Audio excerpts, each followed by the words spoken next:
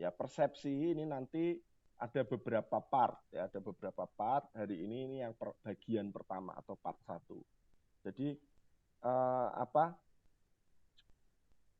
nanti untuk yang hari ini persepsinya ini bersifat umum, ya. Jadi persepsi itu kan ada kaitannya dengan penginderaan. Jadi penginderaan otomatis dia melibatkan 5 indera. Nah, yang persepsi hari ini umum, artinya persepsi dalam konteks semua indera yang kita miliki.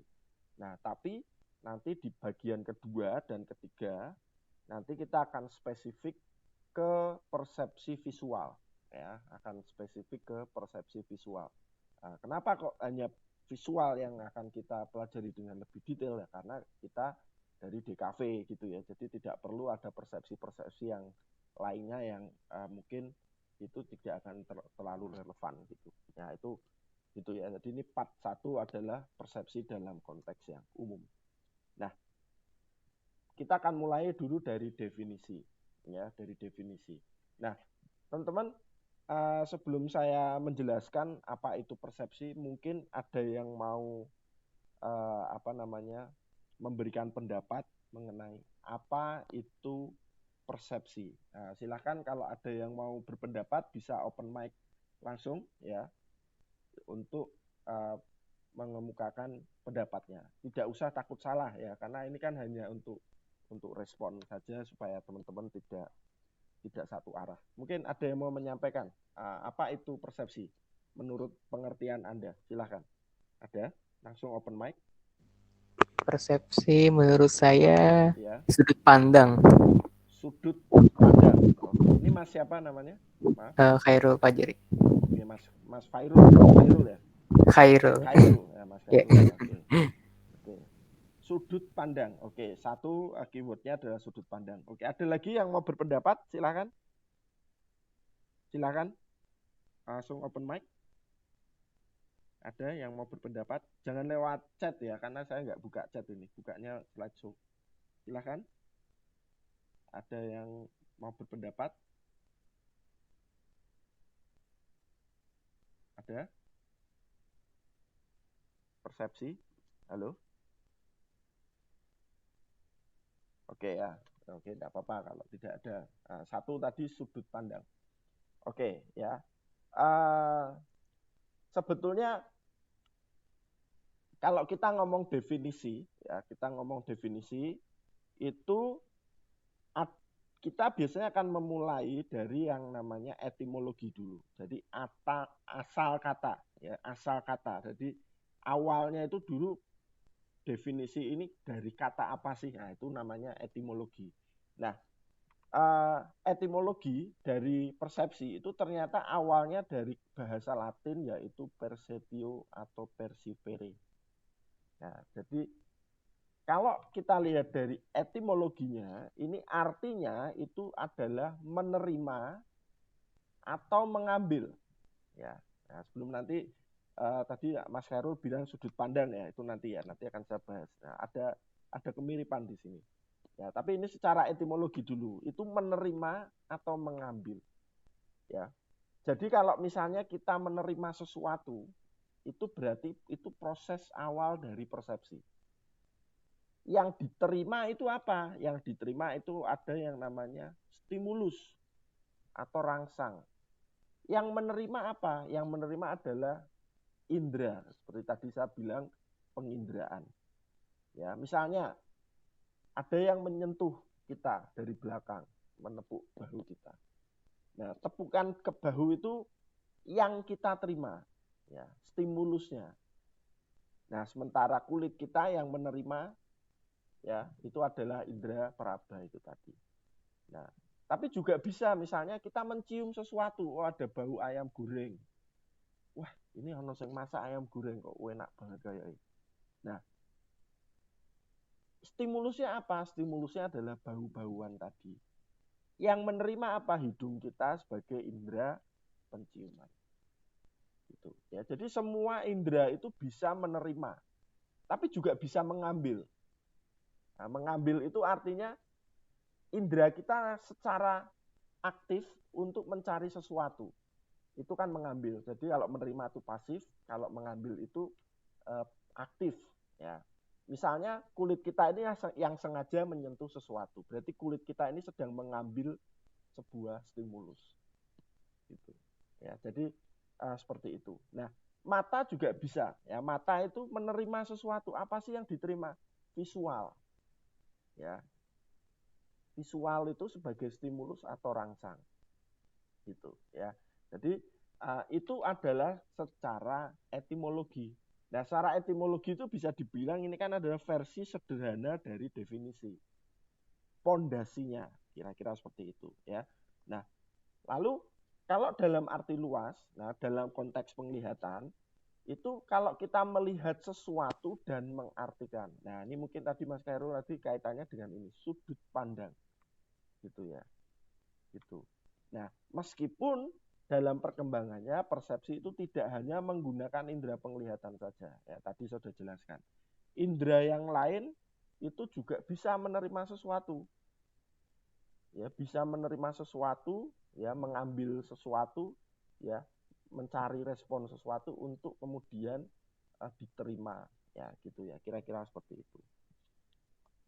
Nah, kalau dalam bahasa panjangnya, dari awal, dari breakdown, dari etimologi, persepsi itu maka bisa dikatakan adalah proses pemahaman ataupun pemberian makna atas sesuatu informasi terhadap stimulus. Ya, stimulus didapat dari proses penginderaan terhadap objek, peristiwa, atau hubungan-hubungan antar gejala yang selanjutnya diproses oleh otak. Proses kognisi dimulai dari persepsi. Nah, maksudnya apa, Pak? Gitu ya. Jadi kita itu mengalami yang namanya proses pemahaman atau pemberian makna. Terhadap apa? Terhadap stimulus tadi. Ya, ketika kita melihat sesuatu, kita kan memaknai, misalnya melihat desain. Oh, ini desainnya bagus. Desainnya keren. Oh, ini maknanya A, maknanya B, maknanya C, seperti itu. Ya, kita menerima sentuhan, misalnya sentuhan itu juga akan dimaknai. Oke, sentuhan sayang, ya, sentuhan ngejak ribut misalnya, sentuhan yang tidak sengaja misalnya. Kan itu kan ada intensitasnya. Kita akan memaknai. Bau juga begitu. Bau itu ada, kita memaknai, oh ini baunya enak, baunya busuk, ya. Oh ini bau dari masakan. Oh ini bau dari apa namanya? Makanan A, makanan B, makanan C, dan seterusnya. Jadi kita memaknai itu, kita mempersepsikan itu. Ya. Nah, tapi yang memproses, ya, ini yang paling penting, yang menerima memang indera. Yang diterima itu adalah stimulus, yang menerima adalah indera, tetapi yang memproses atau memaknai, ya, itu adalah otak. Ya, adalah otak. Jadi bukan inderanya yang memaknai, bukan. Ya, jadi kalau kita mencium sesuatu, misalnya, wah ini enak, ini busuk, oh ini makanan ayam goreng, oh ini soto ayam, oh ini daging sapi atau sate kambing. Itu yang memaknai itu bukan hidung kita, tapi sebetulnya otak kita. Nah, gitu ya. Makanya semua proses kognisi itu berawal dari persepsi. Ya, apa itu kognisi ya? Kognisi itu pengetahuan. Nah, nanti saya akan ada bahasan detail mengenai kognisi ini. Nah, ini definisi ya. Nah, ada beberapa istilah ya, istilah yang nanti saya akan gunakan untuk ini. Ini tapi saya rasa ini saya ringkas saja. Jadi yang pertama ini adalah stimulus atau rangsang. Ini adalah istilah yang digunakan untuk menjelaskan itu tadi ya, apa segala sesuatu yang diterima ya, atau informasi yang didapat oleh indera. Ini ya, informasi yang didapat oleh panca indera ini. Nah, ini itu adalah disebut dengan stimulus atau rangsang. Nah, kemudian apa setelah stimulus rangsang itu diterima, ya, kemudian dimaknai, ya, diartikan, ya, itu ada yang namanya respon. Ya, respon.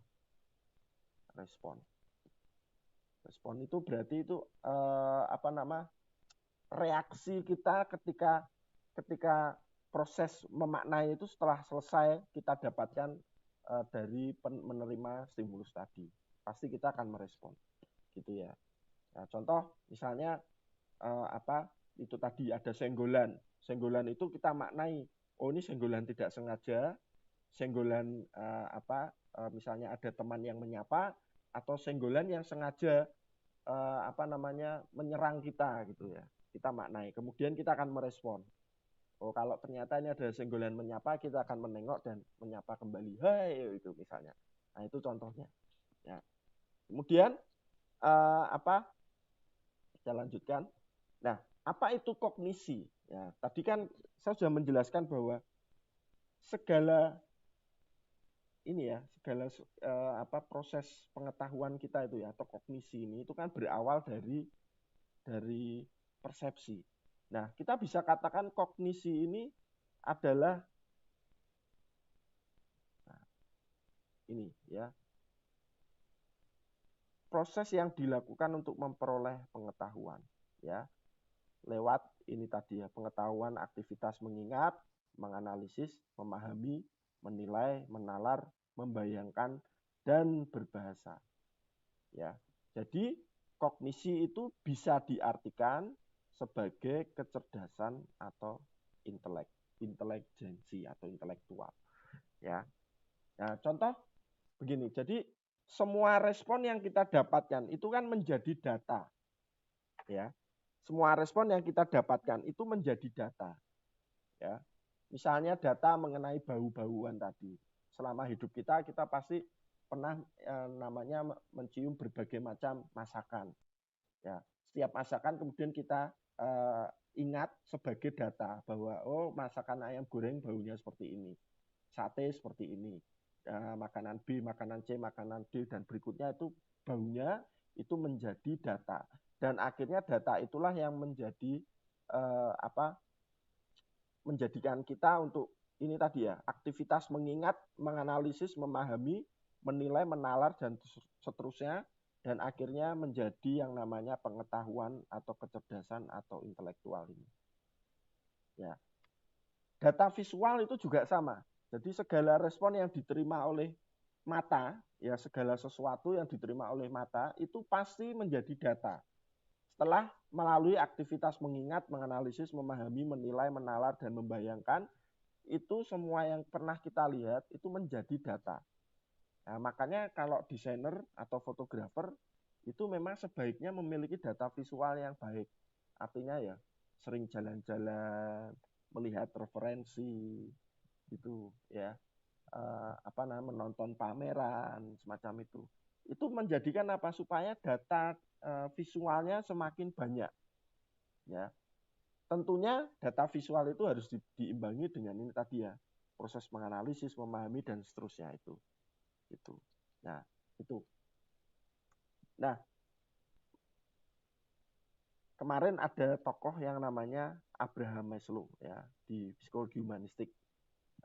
Kalau tidak salah pertemuan ke-4 atau ke-6 atau saya agak lupa, tapi saya pernah bahas ini, Abraham Maslow.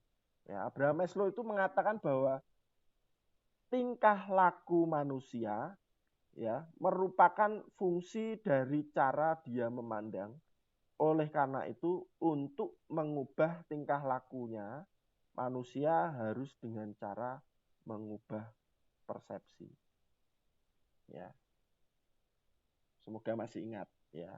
Jadi Abraham Maslow atau prinsip dari psikologi humanistik itu segala tingkah laku manusia itu dipengaruhi dari persepsi.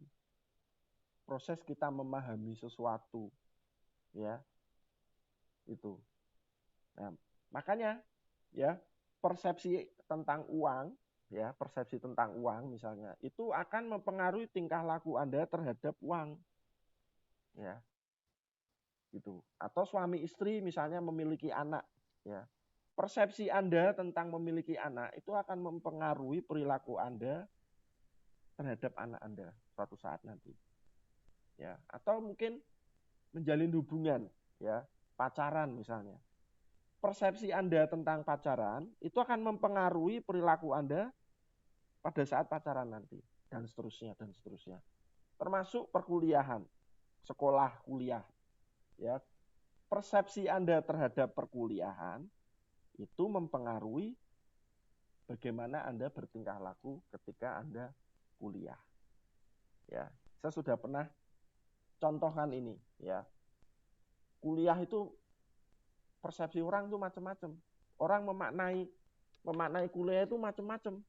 Ya, ada yang kuliah itu yang penting ijazah, kerjanya nanti kan udah dapat kerja misalnya. Kebetulan orang ini misalnya mewarisi toko orang tuanya gitu ya. Jadi dia kuliah bukan untuk cari kerja tapi untuk gelar saja.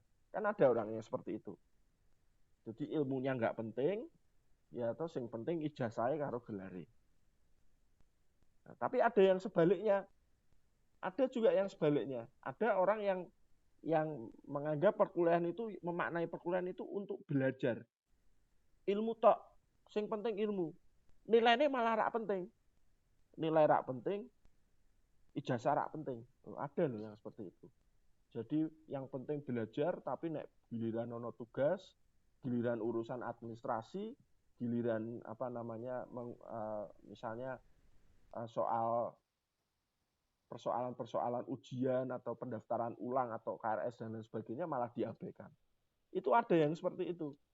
Gitu. Ada juga kuliah itu yang penting kerja gitu. Yang penting dapat kerja, untuk dapat kerja. Persepsinya seperti itu. Nah, makanya bagaimana kita memaknai sesuatu itu akan mempengaruhi perilaku kita. Ya, itu contohnya. Nah, nanti saya akan jelaskan ini lebih detail ini mengenai ini nanti. Ya. Nah, makanya ada quote, ya, ada quote. There is nothing in the mind except what was first in the sense, ya. Tidak ada apa-apa dalam jiwa, ya, jiwa kita kecuali yang lebih dulu melewati alat indera. Jiwa kita itu kosong, nggak ada apa-apa. Tapi makin lama makin terisi dengan apa? Dengan pengetahuan, ya, dengan data-data tadi. Lewat apa? Ya ini, lewat alat indera. Segala sesuatu yang melewati alat indera berupa stimulus-stimulus tadi. Nah, berkaitan dengan jiwa, nah ini ada quote, ya. Ada quote. Ya, makanya ini kita nanti kan belajar mengenai persepsi visual dengan lebih detail, ya. Nah, quote-nya begini. Eyes is the window of soul. Ya, eyes is the window of soul. Mata adalah jendela jiwa. Jadi memang alat indera kita tuh banyak, ya, yang akan membentuk seperti apa jiwa kita, perilaku kita dan lain sebagainya. Nah, tapi yang menjadi window, ya, menjadi jendela utama itu adalah yang visual, teman-teman, ya, yang visual. Ya, saya tidak mengatakan indera lain tidak penting, ya, sama sekali tidak. Semua indera penting, ya, tapi yang paling berpengaruh dalam perilaku kita sehari-hari dalam membentuk seperti apa jiwa kita itu adalah yang visual. Kira-kira seperti itu. Nah, ada macam-macam persepsi. Nah, karena kaitannya dengan penginderaan, maka ini berkaitan dengan 5 indera. Nah, ini saya tidak usah bahas, ya, karena ini jelas. Ya, ada indera visual, ada indera audio atau indera suara, ya, persepsi suara, ada persepsi raba atau sentuhan, ada penciuman, ya, hidung, pengecapan, lidah, dan lain sebagainya. Ini macam-macam persepsi. Nah, lalu bagaimana terjadinya persepsi? Nah, terjadinya persepsi itu pasti diawali dengan terjadinya stimulasi alat indera. Nih, stimulasi alat indera. Ya. Jadi ada rangsangan-rangsangan yang masuk, ya, berupa data-data dari luar. Ada suara musik, ada bau, ada keramaian, ya, ada rasa, ya, ada sentuhan dan lain sebagainya, ya. Itu yang namanya stimulasi. Nah, kemudian ketika stimulasi itu diterima oleh alat indera, ada yang namanya pengaturan. Pengaturan itu apa, Pak? Pengaturan itu adalah proses seleksi. Ya, proses seleksi. Maksudnya gimana? Nah, kan yang masuk data itu kan banyak sekali. Misalnya dalam penciuman kita itu kita ada yang namanya bau makanan, ada yang namanya bau parfum, ada yang namanya bau keringat, bau kaki, bau busuk dan lain sebagainya. Itu kan dari bau-bau yang paling enak sampai paling tidak enak itu kan semua masuk. Dan kadang-kadang bau itu kita bisa menciumnya dalam waktu yang bersamaan. Ya. Bisa juga suara, ya, suara. Misalnya saat ini Anda mendengarkan suara saya. Tapi di suatu saat gitu misalnya ada benda jatuh kemudian Anda mendengar, atau Anda dipanggil oleh orang tua Anda, atau jangan-jangan Anda sambil menyalakan televisi. Ya, gitu ya. Nah, jadi segala yang masuk di dalam indera kita itu bisa beramai-ramai bersamaan dalam jumlah yang banyak. Makanya kita seleksi, ya, mana yang nantinya dari semua stimulus yang masuk ke indera kita itu untuk kita masuk ke tahap berikutnya. Jadi nggak semua, gitu ya. Misalnya saat ini Anda mendengarkan saya ceramah, tapi tiba-tiba ada benda yang jatuh. Nah, otomatis kan Anda, wah, apa itu yang jatuh? Nah, ada di waktu yang sangat cepat, ya, seleksi Anda mengatakan bahwa yang Anda harus respon adalah yang suara benda yang jatuh tadi. Ya, itu misalnya seleksi. Nah, setelah itu kita evaluasi, ya, kita evaluasi dan ditafsirkan. Ya, tadi saya sudah beri contoh, kita berada di sebuah keramaian, ada banyak yang menyentuh bahu kita, ya, misalnya di Malioboro misalnya, atau di Pasar Juar, atau dimanapun misalnya. Karena berdesak-desakan, kita menerima banyak stimulus, sentuhan di dalam kulit kita. Ya, ada yang kesenggol tidak sengaja, ya. Tapi suatu saat ada yang seperti meraba-raba. Otomatis kita mengevaluasi dan mentafsirkan. Wah, ternyata copet. Nah, kita evaluasi, ini ada yang nggak beres, ada yang meraba-raba dompet misalnya. Nah, atau dari semua visual yang kita lihat, misalnya ada 10 orang di depan kita, ya, itu stimulus visualnya masuk ke dalam indera penglihatan kita, tapi dari 10 orang itu kita akan evaluasi. Mungkin ada satu yang kita kenal. Mungkin ada satu yang paling ganteng atau paling cantik. Pasti itu. Nah, itu yang namanya evaluasi dan tafsirkan. Itu sebelum nanti setelah ini ada yang namanya respon. Ya, maaf. Ada yang namanya respon.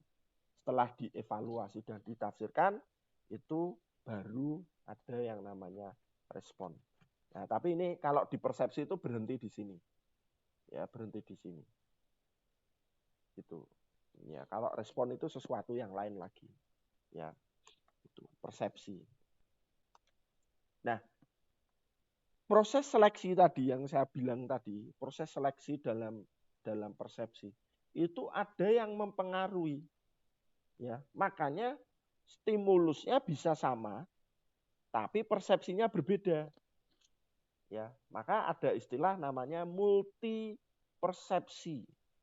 Ya, jadi stimulusnya sama, yang kita lihat sama, yang kita dengar bisa sama, yang kita rasakan bisa sama, tapi persepsinya beda. Makannya sama-sama sate ayam di toko yang sama, bumbunya sama, tapi ada persepsinya beda. Ada yang ngomong enak, ada yang ngomong pedes, ada yang ngomong kurang pedes, ada yang ngomong kasinan dan lain sebagainya. Persepsinya beda. Ya. Yang kita lihat bisa sama, filmnya sama, tapi persepsinya bisa berbeda. Lukisannya sama, yang dilihat sama, tapi persepsinya bisa beda. Nah, itu ada faktor internal yang mempengaruhi. Apa saja? Nah, yang pertama adalah kebutuhan psikologi. Nah, ini yang menyebabkan kenapa stimulusnya bisa sama tapi persepsinya bisa beda karena ada yang mempengaruhi.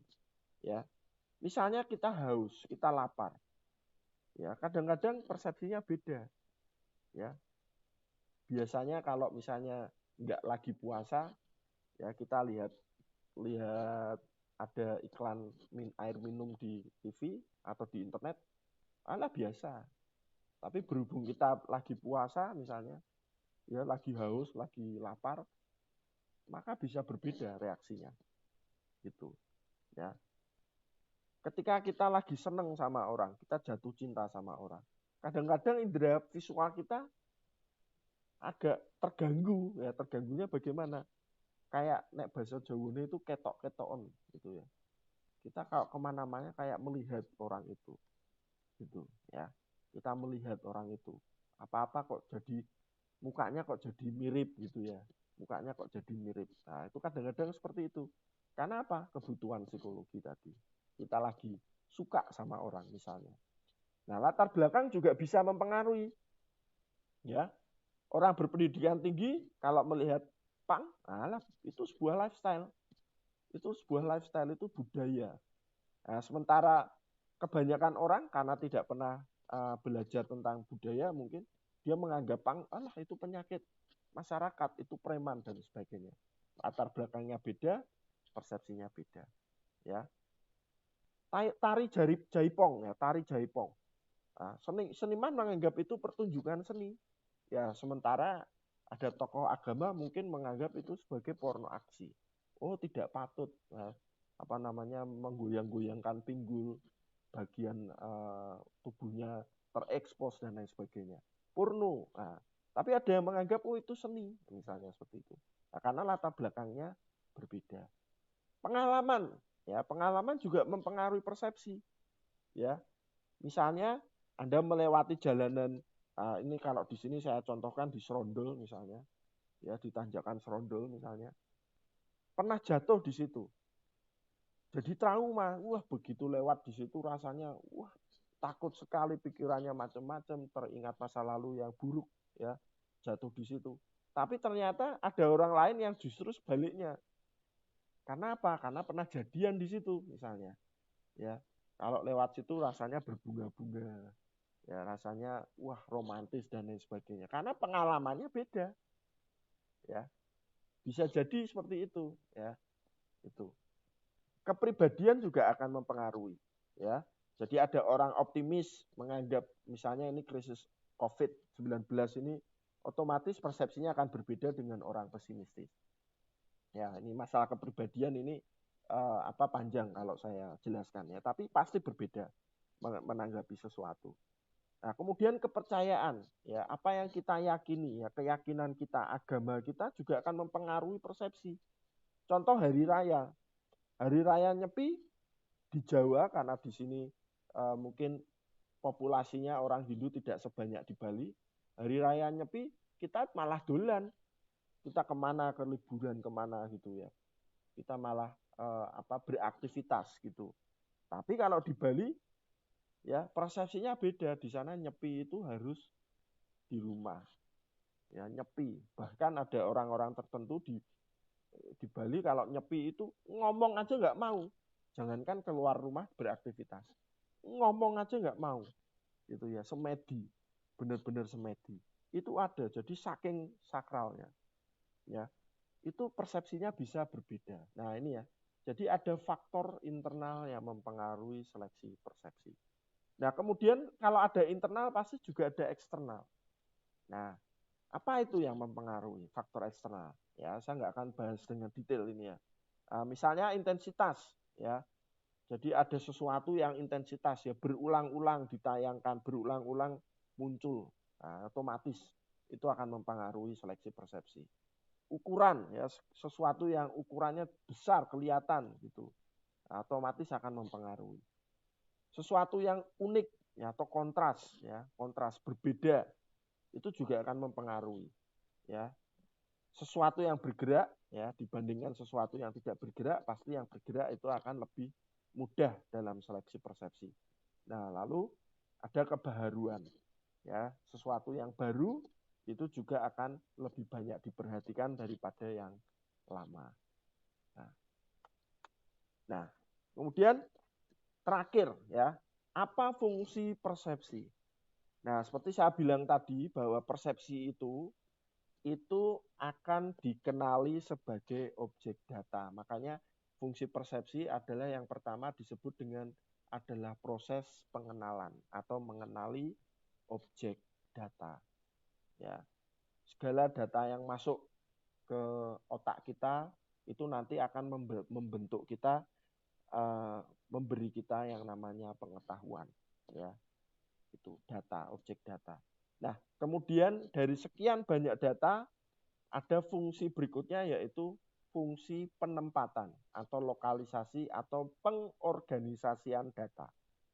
Ya. Maksudnya apa, Pak? Maksudnya begini, misalnya mulut Anda, indera pengecap itu menerima banyak data. Datanya apa? Datanya mengenai rasa. Rasa makanan A, makanan B, makanan C, warung A, warung B, warung C. Ya, pernah makan McDonald, pernah makan Pizza Hut, pernah makan tahu gimbal, pernah makan lele, misalnya. Itu semua menjadi data. Nah, kemudian data itu akan ada penempatannya, pengorganisasian. Oh, makanan enak itu ada di warung A, warung B, warung C, warung D. Oh, makanan yang pedas itu ada di warung A, warung B, warung C. Itu semua menjadi istilahnya adalah fungsi pengorganisasian. Ya. Misalnya lagi pengorganisasian. Anda kuliah, Anda punya data yang namanya dosen. Dosen A, dosen B, dosen C, dosen D, dan lain sebagainya. Ya. Dosen itu kan memberi kamu banyak data. Nah, kemudian dalam informasi di dalam otak Anda pasti akan mengorganisasikan, oh ada yang namanya dosen galak, oh ada yang namanya dosen pelit, oh ada yang namanya dosen baik, oh ada yang namanya dosen ganteng, ada yang namanya dosen cantik. Itu diorganisasikan, dikelompokkan. Ya, semacam itu. Nah, makanya ketika kita masih kecil, karena data itu yang masuk belum banyak, kita belum memiliki banyak pengetahuan. Ya. Seperti tadi ya, saya bilang tadi di awal bahwa tidak ada satupun di dalam jiwa ya kecuali yang masuk melewati panca indera. Ya, yang masuk lewat panca indera tadi yang membentuk jiwa kita. Makanya bayi itu kan pengetahuannya belum banyak karena memang referensi datanya tadi pengetahuannya belum banyak. Ketika kita sudah dewasa, data-data itu setiap penginderaan yang ada di dalam diri kita menerima banyak data, menerima banyak stimulus, dan kita menerima banyak persepsi dan akhirnya menjadi pengetahuan ya atau kognisi tadi. Nah, kira-kira seperti itu ya. Nah, ini tadi memang masih awal persepsi dalam konteks yang umum yang melibatkan semua penginderaan. Ya, ada panca indera tadi. Nah, minggu depan saya akan lanjutkan mengenai persepsi, tapi dengan ranah yang lebih spesifik, yaitu persepsi visual. Ya, kira-kira seperti itu. Saya akan tutup presentasi ini. Kalau misalnya ada pertanyaan, nanti kita bisa lanjutkan di Zoom. Ya, terima kasih.